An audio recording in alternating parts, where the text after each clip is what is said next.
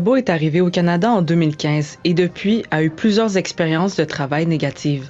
Parmi elles, des employeurs qui l'auraient renvoyée après qu'elle se soit servie à boire dans le réfrigérateur qui était partagé entre elle et la famille, alors qu'il ne lui avait pas clairement interdit de se servir.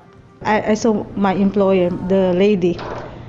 They pack my things, grab my phone, throw all my things outside the door in their house.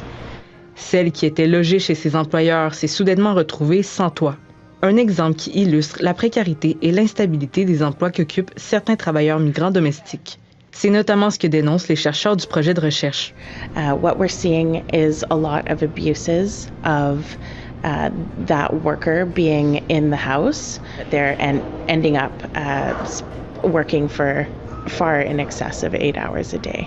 For example, we have a care worker who has only been paid $280 for working in 1 year and 6 months.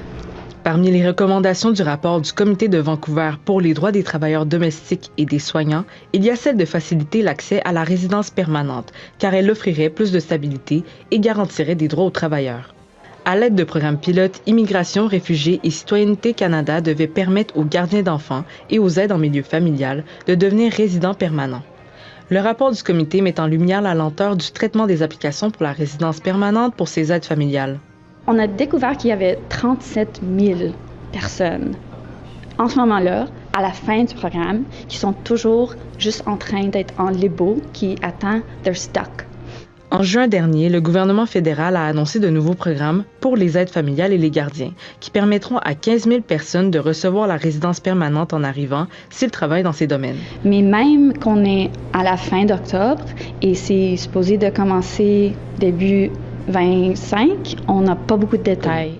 Immigration, Réfugiés et Citoyenneté Canada n'ont pas été en mesure de répondre à nos questions. Ici Alphonsine Sefou, Radio-Canada, Vancouver.